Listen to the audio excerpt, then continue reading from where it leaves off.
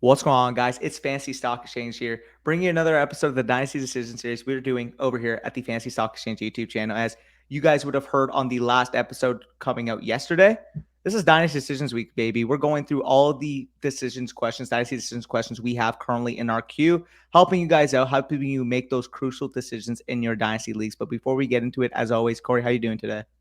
Yeah, I mean, we're closing in on like the transition in the calendar from dynasty season to redraft season once we get like training camps opening and stuff. So we figured before we get into that season, we got to give you guys the goods. We got to give you all the trade questions, where's my team going questions, rookie draft questions that you guys have for us. And like Danny said, we have a queue of about 30 teams or whatever that we're going to get through this week. We'll have a special announcement after the intro. But before we get into it, as always, hit the thumbs up button if you guys enjoy. Comment any of your thoughts down below. Subscribe to the channel if you are new. If you want access to Dynasty Decisions, you want your question featured, our patrons get first priority. Patreon.com/fantasy stock exchange. Link is in the description for that. Or if you want to reach out to us on Twitter, Discord, wherever, email, all the links are down below for that if you guys want to be on future episodes. So before we get into it, let's hit the intro.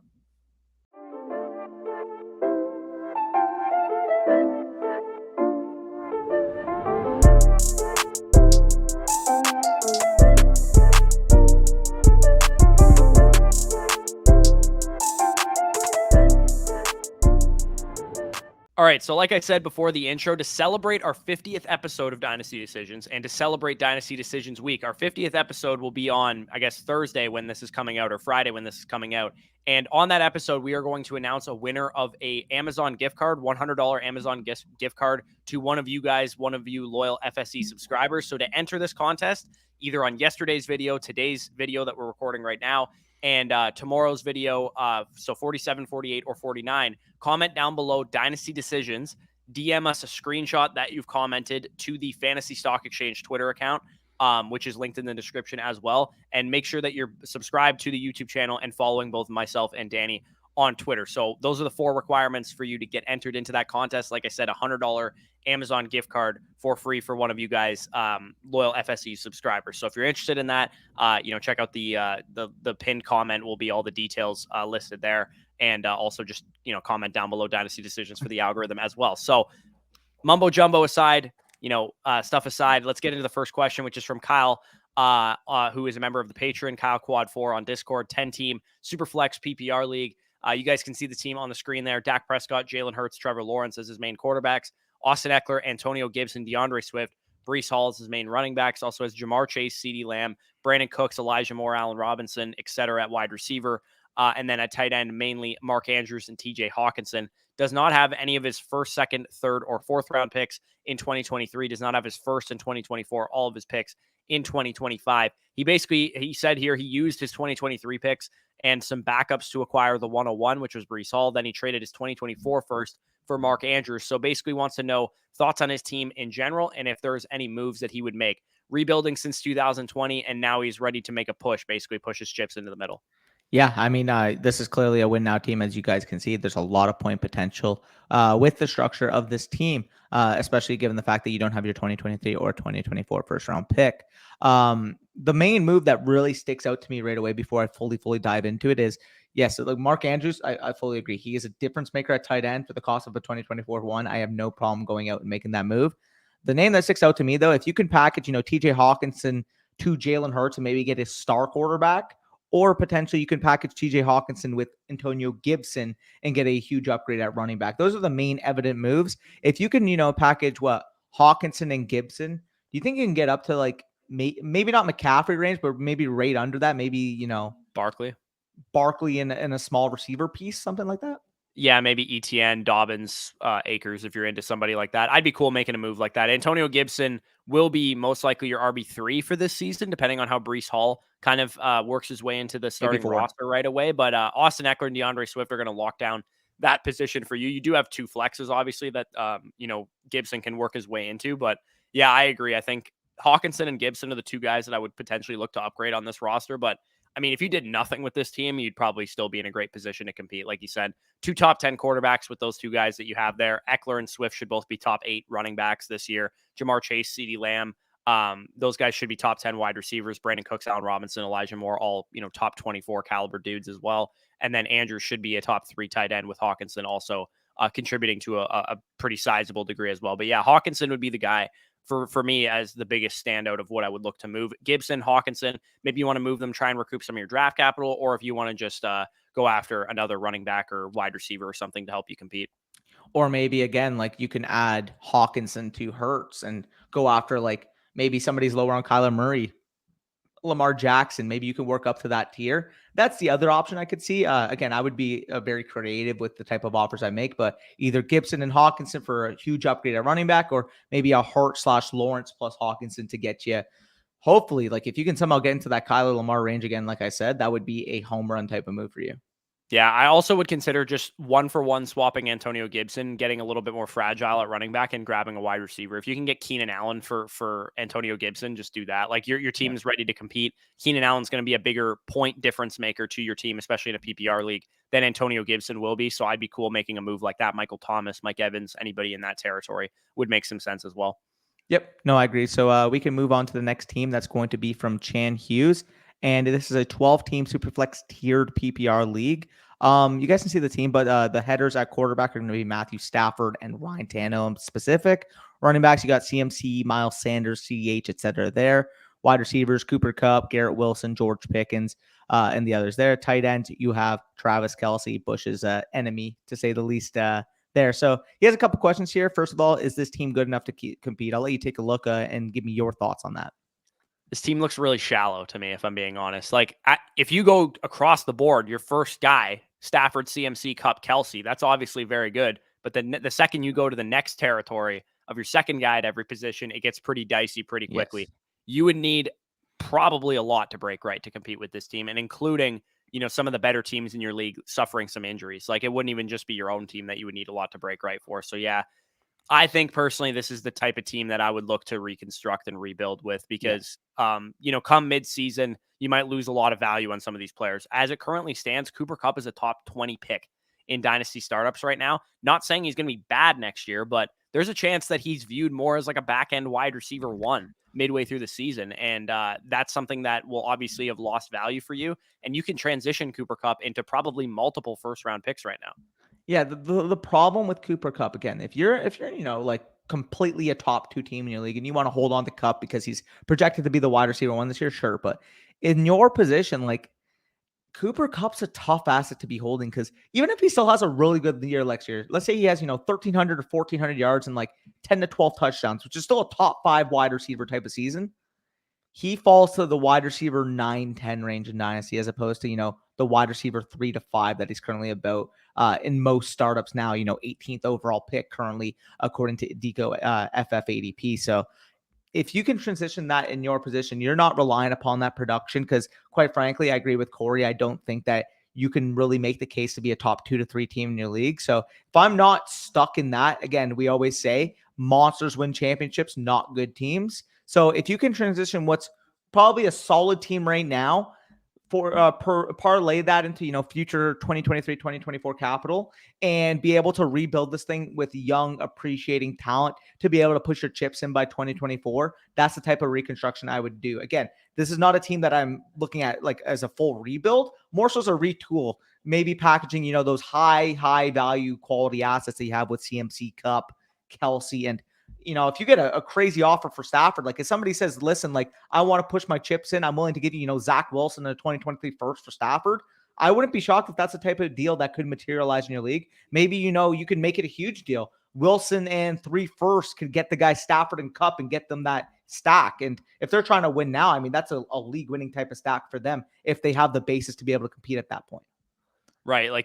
Like I said, at the top positions, you have some guys that can fetch you hefty draft capital. 1.5 tight end premium. Once the season begins, people are going to realize that Travis Kelce's putting up like 30 points a game in that kind of format. And you can legitimately get, probably 2 first-round picks for a guy that's, 34 years old or whatever right now. CMC, once he's back on the field and healthy, people will probably remember how good he is as well. So I would probably, I actually lean towards the side more of just absolutely tearing this thing down rather than retooling. I would probably sell Stafford, Tannehill, Daniel Jones while he's still a starter, CMC, Cooper Kupp, Travis Kelce, whoever you can get really good value for. Obviously, pick your times and pick your spots. If Travis Kelce isn't fetching you a lot right now, he will during the season. Same goes for Stafford and CMC if people aren't biting on those guys. The reason why I said retool more so is just because he does. I mean, I guess like other than Pickens and Wilson, he doesn't really have as much youth as thought. I mean, Claypool too. He doesn't really have as much youth as I thought. But when I saw those names, I thought he had young appreciating assets behind them. So yeah, in your position, you hold your Wilson, you hold your Pickens, you hold your Claypool, and you hold Dylan as well. I'd probably say aside from that, I mean, everybody is free game. Yeah, because like when you look at this team, right? Like if you just look at your starting lineup alone, Yeah, it's Stafford and Tannehill. Then you have CMC and AJ Dillon, Miles Sanders. Like who's your Sanders. RB2 Yeah, here? You got 3 wide receivers, Cooper Cup, obviously stud, but then you're relying on probably 1 or 2 rookies here. Garrett Wilson, George Pickens, and then obviously Adam Thielen, Claypool would probably work themselves into your lineup right away. Your tight end's going to be Kelsey, but then you're flexing like Damian Harris, Claypool, CEH type of guys. I just think there's got to be at least 2 or 3 better teams in your league given the landscape here. So I would proactively decide to rebuild this thing before things kind of hit the fan here and some of these guys maybe lose some value.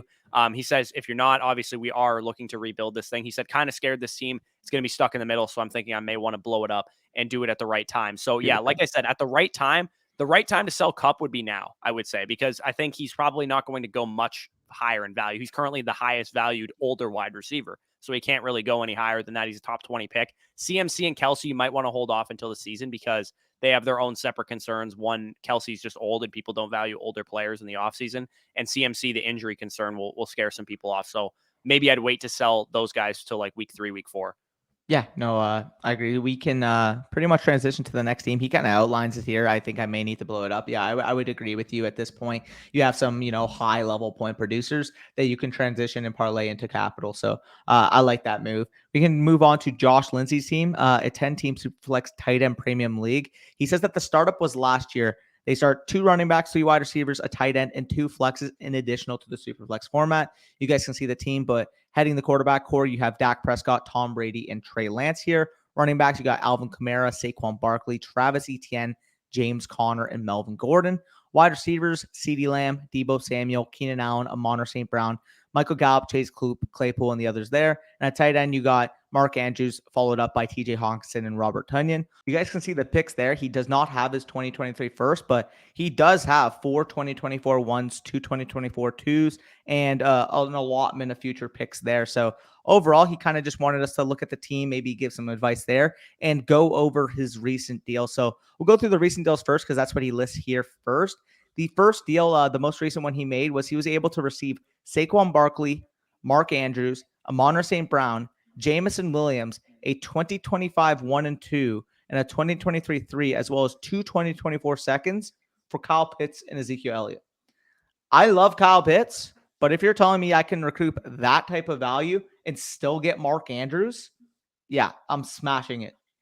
Yeah, to me, Andrews and Barkley probably cancel each other out. That's about probably fair for Kyle Pitts. Maybe throw a bunch of like late, like mid-round picks into that deal to kind of square that away for the stud factor The of Pitts. But twos, like, I mean, Zeke, I would rather have either of the Lions wide receivers than Zeke. I would rather have a 2025 first over Zeke. And the other picks are kind of just gravy here. So, I mean, I love what you've done here. The one thing I want to point out with this team is he has some aging assets, Tom Brady and, some of the running backs and stuff and Keenan Allen. But the thing that I love that he set up his team is that he can replenish some of his aging assets naturally with the 4 2024 first that he has, 2 2025 first. So you're not even really hamstrung necessarily into saying, oh, I would love to transition Alvin Kamara into a younger running back or Keenan Allen into a younger wide receiver. You can pretty much ride those guys off into the sunset knowing that you're going to add 4 high-end rookies in what projects to be a really strong class in 2024.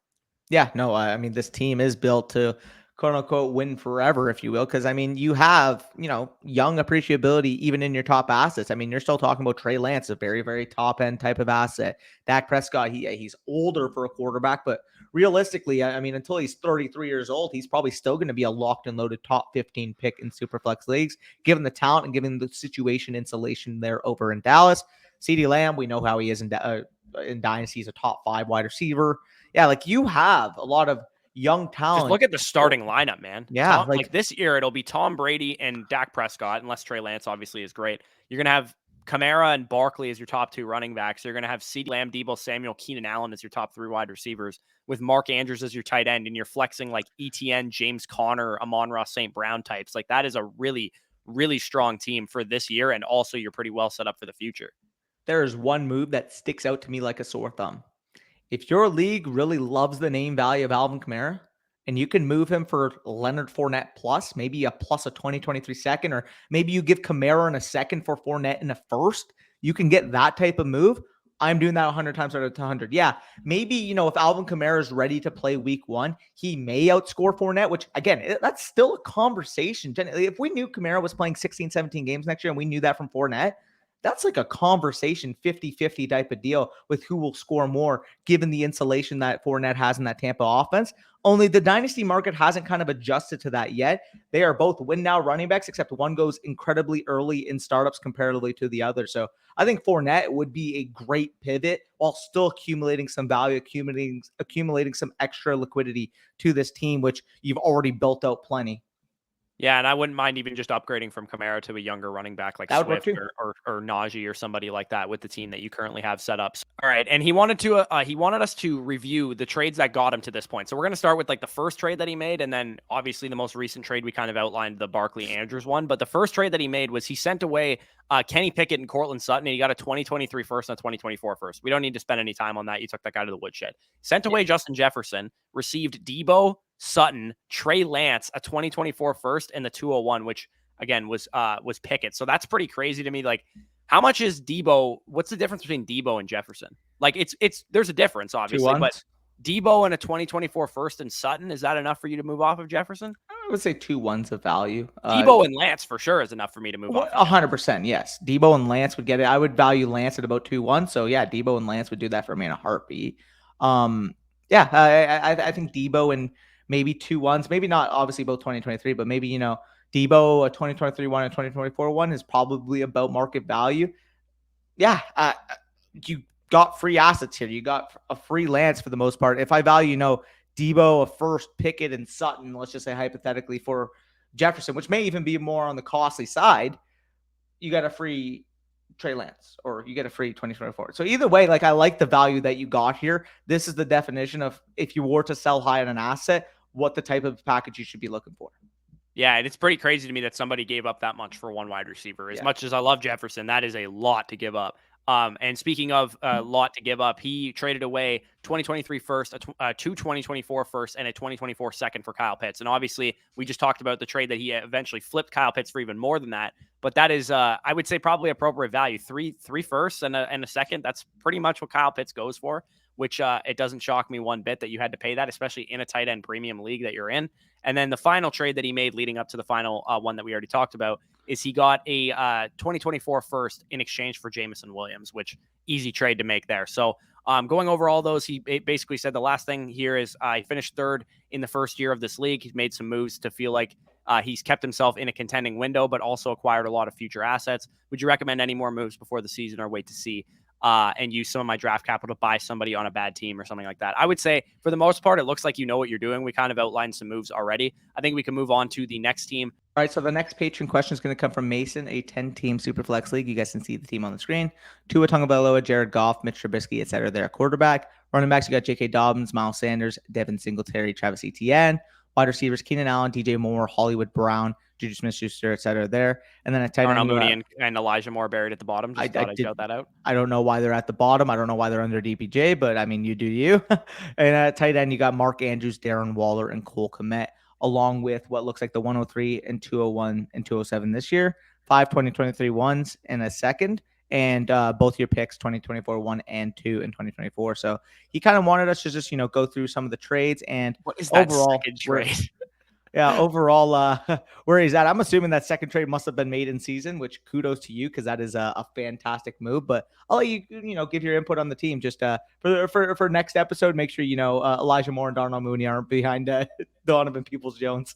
Yeah, I would say this team kind of looks like a work in progress right now. There's a couple things that you need to upgrade. Obviously, the quarterback position probably being the biggest one. You have some guys I like at running back, obviously Dobbins and Etienne, but not a whole lot else going on past there. And then a few guys that maybe look a little out of place, like veteran wide receiver like Keenan Allen, probably be somebody I would look to move during the season because you should maybe even be able to get another first on top of it for him. You still have the 103. You probably add another wide receiver, Garrett Wilson, Treylon Burks, maybe Drake London. Falls to 103, 201, you should be able to get, Jahan Dotson, David Bell type, and then 207 probably. I'd honestly probably be looking towards like Algier, Damian Pierce with that 207.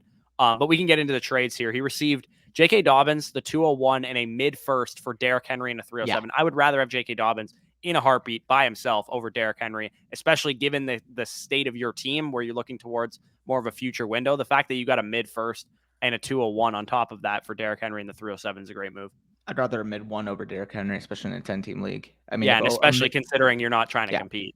Yeah, so easy smash move. This next deal, like that guy had to have been, pushing. Which even if is Drew Lock really taking a contending team over the top? Like, let's be honest here. Either way, I don't know how you pulled this off, but I mean, kudos because Cordero Patterson, Drew Lock, and a 2023 for what he describes literally here as an early 2023 one. If that pick was the 112, that was a woodshed trade. So an early one, that's an easy one there. We don't have to spend any time on that. Another trade here he made, he got Andrews and Hollywood, a mid 2023 first, and Devin Singletary for Kelsey, Lockett, Aaron Jones, and a third. Given these first three trades, it looks like this is the way you build a monster in this league market. It looks like they have no idea what picks are worth. This might be the first year of this league. I'm not exactly sure how many years this league is in, but it looks to me like these guys have not had a rookie draft before, and they don't know how these picks are worth. So great move there as well. Getting like Andrews to me is worth like in this package. I would rather have Andrews than Kelsey, Lockett, and Aaron Jones. I was just about to say, like, worst case scenario you can argue here is that Andrews and Hollywood equals the entire other package, and then you get a free Singletary in a mid 2023 first. Yeah, like easy move there. Don't have to spend much time longer on that deal. Next deal here, you got Kmet in the 103 in exchange for Alberto, the 107 and 310. Yeah, like I would rather Kmet over Alberto, and I would much rather the 103 over the 107 and 310. So excellent move there yet again. Final move, I think it's, more of a conversation. Again, I would still you didn't destroy him like you did in the other move, but this is still I would still take a late first, the 310 and over James Conner in your current league situation where you're not looking to compete right away. So given what you've gotten for some of these players, Keenan Allen, I'm putting him on the trade block. I'm seeing what I can get for him because he's probably going to fetch you fucking early first and a 2024 first, given the league market that you're currently dealing with here. I'm curious, like in this league market, you could probably get like a 2024 one and like a young receiver. Like I wouldn't be shocked. Again, you have Elijah Moore, but like what's Monra on a first for Keenan Allen? You might get a Monra and a 2024 one for Keenan Allen in this market. Like I wouldn't be shocked. But either way, he kind of mentions here that quarterbacks are very, very pricey. He mentions that like the guys are holding like Kirk and Tannehill are looking for a 2023 one plus, especially in a 10-team league. Like don't pay that for honestly, I would just get your quarterbacks in the next couple draft classes the way your team is currently structured. I would load up at wide receiver, load up on some young running backs, and then quarterback. If quarterbacks go for a lot, see what you can get for Tua, and maybe I would try and secure one quarterback if you can, because I don't know if I want to necessarily rely on Bryce Young, CJ Stroud, and Caleb Williams or something like that. I would see if you can go like Tua, a first and second or something like that, and see if you can get like a better quarterback. Yeah, Lance would make a lot of sense. He hasn't proven it yet. It looks like your league overvalues production. If you can get a guy that hasn't done anything yet, like Trey Lance, or even Trevor Lawrence or Justin Fields, I don't mind with this team construction that you have. Even if you have to throw, like Tua, Jared Goff in a first, like maybe somebody, sees Jared Goff, veteran quarterback, they need a quarterback 3, they're trying to compete. Maybe they'll do that for a Trey Lance, or if they're not willing to do it for Trey Lance, like you mentioned, maybe you can shave off a little piece and take Justin Fields or Trevor Lawrence. I think I would, even as a guy that's lower on Justin Fields and Trevor Lawrence, I would rather have Justin Fields or Trevor Lawrence than Tua in a first, to be honest. I would still rather have those guys. So if you can get that done, I also don't mind that. I would also rather have Zach Wilson than Tua in a first as well. So the quarterback position is really the biggest challenge for you. Obviously, like you said, they're pretty expensive in your league. So I would definitely keep that in mind. Worst case scenario, you draft probably 2 of them in the 2023 class. And I'll keep it honest. I mean, looking at that league market, Darren Waller's probably going to net you a fuck ton as well. Oh, I didn't even see Darren Waller. Yeah, you could probably use him in package. Yeah, if you have a contender that needs a QB3, go take Tua, Darren Waller, and first or something like that, and see if you can snag a quarterback off them. Maybe you can get for Tua and Darren Waller, maybe you can get a first and 2 seconds or something like that. Yeah, no, I'd be looking for that. That's a good move. We can go on to actually the non-patrons now. Starting off with Lumber 93, a 10-team Superflex half PPR. I'll let you take it away with his team. Yeah, so he's got Murray, Lawrence, Davis Mills, Breece Hall, Miles Sanders, Damian Pierce, mainly at running back. Wide receivers, Bateman, Ayuk, Olave, Sky Moore, David Bell. Pretty young core there. Rondell Moore, Khalil Shakir, Mark Andrews mainly as his tight end. In 2023, he has all of his draft picks and 3 seconds, and then he has all of his picks in 2024. So he's made a couple trades here. Traded Stephon Diggs for Rashad Bateman, the 310, and a 2023 second. So if you're trying to tear it down, I think Rashad Bateman in a second is about appropriate value for Stephon Diggs. That 310, obviously just gravy there. Traded Jameis Winston, Chase Claypool, and Tyler Higbee for Davis Mills, Brandon Ayuk, and CJ Uzama. I mean, Brandon Ayuk to me is just like the best asset in that deal. Davis Mills and Jameis Winston, probably about equal value there. And then Higbee and Uzama, I don't really care about either. Pretty lateral there, though. I will say this next move, you mean Rashad Penny? Like, yeah, is Rashad Penny, like, if you're a contender, like a decent running back, because he's still a good player and you could buy him low, sure. But if you could tell me right now that I can swap Rashad Penny right now, for a 2023 second, like, yeah, although I think he could be potentially like decent, he's way too volatile of an asset for me to take over a 2023 second and what appears to be one of the stronger draft classes we've seen in recent memory. So absolutely want the 2023 second there, especially in your situation with the young team that you have. And then the final deal here, I mean, 201, 205, and 210 for 108, 208. Yeah, like, yes. What? Like, yeah, I'm assuming he got, Olave or Sky Moore with that pick too. So yeah, we're looking at what? Basically, I mean, 205, 206. Yeah, regardless, bragging rights. This guy wants to move up one spot, sure. But I mean, realistically, 205 and 206 is basically, although you prefer the 205, the difference in this trade is 210 versus 401 to move up from. I mean, 201, you already have David Bell on your team, so you maybe got him with a different pick, but like that's like the territory of prospect we're talking about here. James Cook, David Bell, George Pickens type. You move up from that to Chris Olave or Sky Moore. That's definitely not a lateral move whatsoever. Yeah, I mean, it looks like he got one of them with that pick. So yeah, I mean, he got both of them, Chris Olave or Sky Moore. So one of them was picked at the pick, and I'm assuming you probably ended up getting David Bell at that 206 that you got anyway. So yeah, home run for you. Love that. I know the couple questions he has. Overall thoughts on the squad. What do you think about his squad? Just looking at it at face value. I would say Mark Andrews is clearly the guy that sticks out as a guy that's going to really, really help a contender, a guy that I probably want his production off my team to tank my own pick. The nice thing about your rebuild is that you're well set up with 2 young quarterbacks that are going to hold value through the length of your rebuild, assuming Trevor Lawrence isn't a complete bust.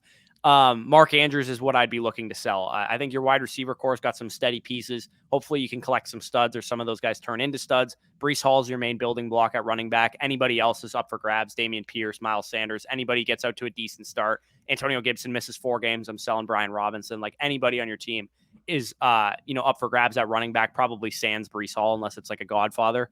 Mark Andrews, if you can get 2 firsts for him, or if you can get a first and a young receiver or a first and a young running back or something like that, I'd be looking to move off of Mark Andrews. He also said, how do you think I made out in the trades? Obviously, pretty well. He said he made that prior to the rookie draft. So he actually made the 108 move up and, secured himself in Olave or Sky before the draft actually started. And then question 3 he has here is things I should be doing to maximize my chances of competing in the coming year or two. So again, 2023 is when I would first start to look towards maybe I can compete, maybe I can't, depending on the development of some of my players. Like I said, I would continue to acquire some wide receivers, shoot for some superstars if you can, because you have a lot of good wide receivers, but not a lot of superstar potential quite yet. I think Bateman, Sky Moore, and Olave have like the best chance of that, and Ayuk as well, but it's too early to tell. I don't know if any of those guys are ever going to be like top 5 dynasty wide receivers. Yeah, I agree. I mean, could you make, bull cases that, a guy like Rashad Bateman, maybe with Marquise Brown? He's got the best chance, I would say, at being like a top 8 dynasty wide receiver on your team. Yeah, I mean, could you make that case? Or 100%. So I think he's got the talent, but realistically, you don't have, a CeeDee Lamb heading the group or a T. Higgins heading the group, or, I mean, even lower, maybe like a DK Metcalf. Not even like a DJ Moore heading the group. DK Metcalf actually was about to be the guy that I would say to try and sell Andrews for. If the DK Metcalf manager has a bunch of wide receivers on his team and doesn't have a very good tight end, and you can get like Dawson Knox and DK Metcalf for Mark Andrews, like make a move similar to that, or maybe you want to just grab that move straight up for each other. I don't mind making that move, or you can get like a second on top of Metcalf. Yeah, exactly. I was about to say DK in a 2023 second, I think was an appropriate move. You would own, for the most part, nearly half of the second round in that 2023 class. So, yeah, I think that's a good move. And you increase your overall winning window, getting a 24-year-old superstar level talent wide receiver like DK. Yeah, for sure. So, yeah, again, other moves, just anybody's up for grabs. Hold on to your foundational pieces and continue to rebuild this thing. Obviously, it's probably going to take a year or two before you're ready to compete. But we can move on to the next team here, which is Shabang's team, 10-team PPR, one quarterback, tight end premium. You guys can see the team there. Joe Burrow and Matthew Stafford in one quarterback leagues just fine. Ezekiel Elliott, Alvin Kamara, Melvin Gordon, pretty anti-FSE running back core right there. Yeah. A.J. Brown, Amari Cooper, Robert Woods, Juju, Drake London, Garrett Wilson, Chris Olave, mainly at wide receiver. Pat Freiermuth as his tight end. All of his 2023 and 2024 picks. So looking at his team, he's definitely looking to contend this year. He said he's looking to get younger at running back, so it means he's definitely been paying attention around here. Basically wants to know what kind of deals would you guys make for a young running back, thinking about sacrificing one of his young wide receivers that he just drafted, leaning Garrett Wilson to try and maybe secure a better running back. So if you could take, for example, Alvin Kamara and Garrett Wilson, like who would you go after kind of thing? I would need a DeAndre Swift type if I'm giving up that much. Yeah, I would as well, but I think that's kind of what he's directing us toward. And I don't mind that, especially in a full PPR. Yeah, like if you're hard stack on competing, which I mean, given the structure of your team with the point potential that you have, I would probably again agree with you, leaning to try to compete rather than trying to restructure. Kamara plus Garrett Wilson, given the depth, you have a wide receiver. Maybe you don't even need to pay Garrett Wilson. Maybe if you Or maybe can't that guy also has Allen Robinson on his team that'll help you compete, and you can go, Swift and Allen Robinson for Garrett Wilson and Alvin Kamara or something like that. Yeah, and like worst case scenario, you have to throw in, a 2 or a 3 to get that over the top. I don't mind making that type of move. The other move I would say is I really like Pat Freiermuth, but if you're trying to compete, I do think that your tight end core is lacking like a true difference maker. What would be the type of range? Like if you could move up to like a George Kittle type, would you be willing to do that with this team? Yeah, if somebody on in your league is trying to like rebuild and they have Darren Waller, George Kittle, somebody like that, and you can send Freiermuth in a third for one of those guys, I'd be cool with that. Or Freiermuth and maybe one of your like fodder receivers that you have on your team, like Robert Woods or something like that. That would make some sense. I guess a rebuilding team probably wouldn't be too interested. Maybe DPJ, they like DPJ or Second, something like that. Yeah, no, I would agree with that. But overall, I mean, those would be the small transitions. He said he's leaning Garrett Wilson because it's a Jet and he's a Bills fan. Yeah, I mean, I think Garrett Wilson's going to be really good. So unless you're going after a DeAndre Swift or a true like superstar difference maker level player at running back, or I mean, if you want, would you do that type of move for like Andrews? Yeah, I wouldn't mind something like that. Like, I personally, like, I'm not the type of guy that overpays for tight ends and trades. I would rather have my tight end develop into one of those guys and then just ride that production. So I'd be more comfortable just betting on Freiermuth becoming a guy that's going to be a huge difference maker rather than pay up for a guy like Andrews at the price point that you're going to have to get up to. I also don't mind if you're just trying to get younger at running back, you're going to have to stomach some uncertainty if you want to get younger at running back. But if you can flip Ezekiel Elliott in a 2 for Travis Etienne or for fucking J.K. Dobbins or Cam Akers, you're stomaching some uncertainty, especially injury wise. But those young running backs, if they're okay injury wise, are going to be one, more valuable from a redraft perspective than Ezekiel Elliott, in my opinion, and two, a lot more valuable in Dynasty. Yep. No, I agree. So overall, I mean, you got the framework to be able to turn this into a solid contender this year. Another move that I might add before we completely sign out of it is that Amari Cooper seems like those volatile pieces where there's going to be one person in your league that really likes Amari Cooper, will really value. Maybe the Deshaun Watson owner will really value Amari Cooper because he's got, this narrative going around of him that, he's a great route runner that just needs, that offense to unlock him. If you can get like an overpayment on market value because somebody really loves Amari Cooper, which is likely to happen. Like for whatever reason, there's a cult following in some leagues from a few people of like Amari Cooper, like Jerry Jeudy, like guys like that, for whatever reason, just have like a sort of like niche group that really loves them. If you can get an overpayment for Amari Cooper, I think that's the key here too. Yeah, that would make a lot of sense. So let's move on to Jheebs Team, 10-team Superflex PPR Dynasty League here. Patrick Mahomes, Lamar Jackson, Zach Wilson as his quarterbacks. Doesn't get much better than that. Austin Eckler, Aaron Jones, Antonio Gibson, AJ Dillon. I swear everybody has like AJ Dillon, Antonio Gibson, and Aaron Jones in their running back core today. Devontae Adams, Mike Evans, Rashad Bateman, Allen Robinson, Gabe Davis, etc. at wide receiver. Also has David Bell on his taxi squad. Zach Ertz is his main tight end with Logan Thomas and Brevin Jordan there. Doesn't look like he has any of his picks in 2023. That's a classic Jheebs. 2024 first, doesn't have any other picks aside from that, but he has all of his picks, including an extra first in 2025. So he won the league last year, and he's going to win back-to-back. At least that's what he's trying to do. What do you think about his trades? And he said, I'm probably going to go full rebuild after this season. Do you think I'll be able to get a decent amount for my older assets? What in mind, etc.? So Looking at this, do you think that's the right approach? First of all, trying to go back to back.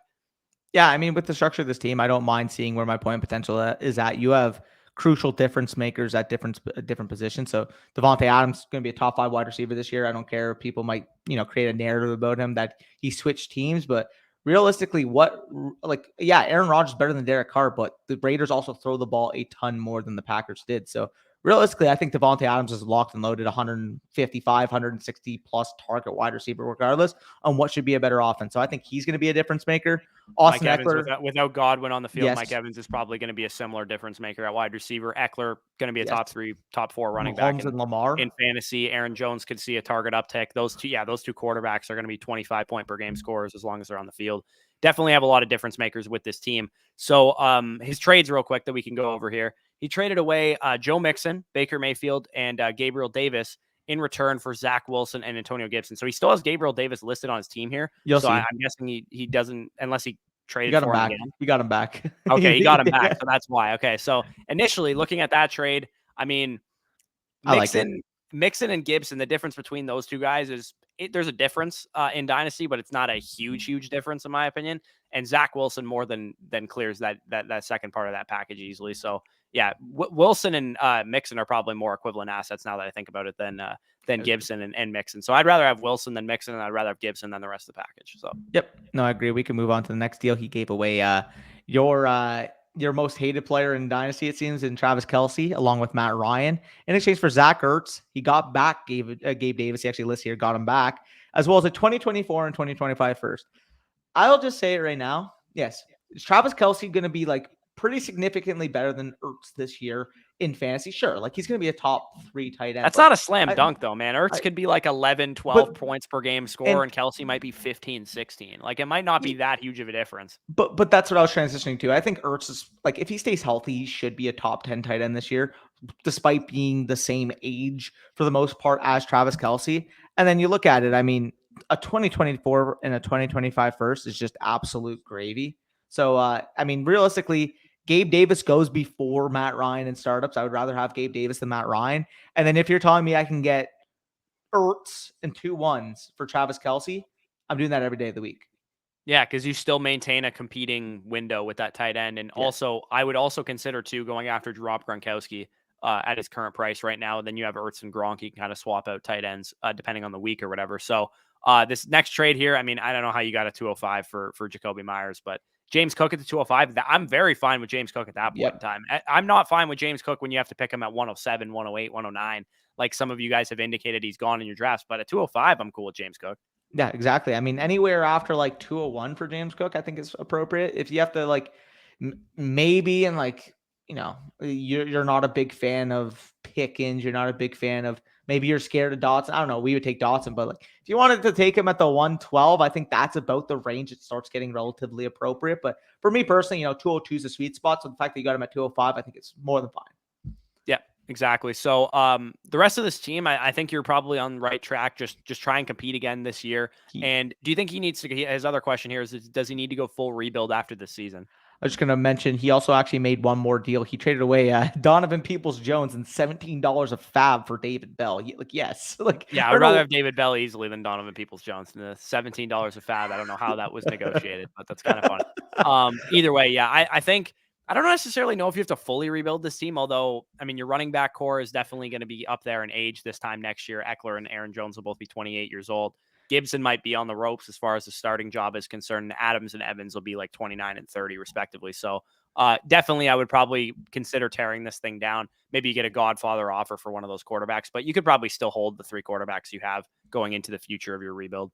Yeah, I would agree. I just want to quickly point out to those, that David Bell negotiation. Did you offer him DPJ in 15 fab? He counters with DPJ in 20, and you just kind of met in the middle. That's how I'm imagining it.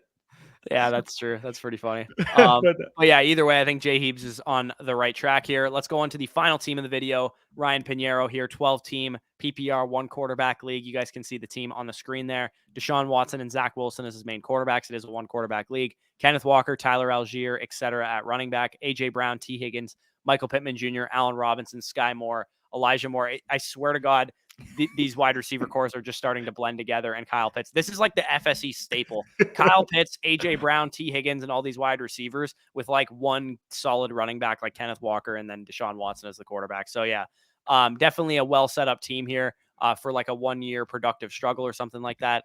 In the trades that he sent here, he sent away what looks like Jarvis Landry for 2 second-round picks, 2023 and 2024 seconds. I don't know if that's a Saints fan or like what's going on there. I don't know, but I mean, kudos to that because he just took one of the seconds and flipped it for Deshaun Watson. Yeah. What is that? Does that say startup what? Startup 709? So I guess like, Deshaun Watson went to 709 in his startup, and then he just flipped a 2023 second straight up for him. I don't know what happened, but so you're telling me you basically got Deshaun Watson in a 2024 second for Jarvis Landry?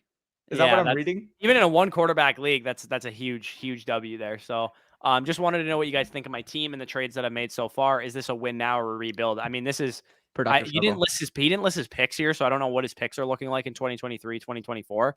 But I would assume he might have some extra picks here as well. And this is the type of team that I'd be looking to just see what happens year one. You're probably not going to compete given your running back core, but you never know. Kenneth Walker could have like a top 15 season. Tyler Algier could be like a top 20 running back. And you could end up competing with this team, assuming Deshaun Watson or Zach Wilson gives you good quarterback production. This is a house money year.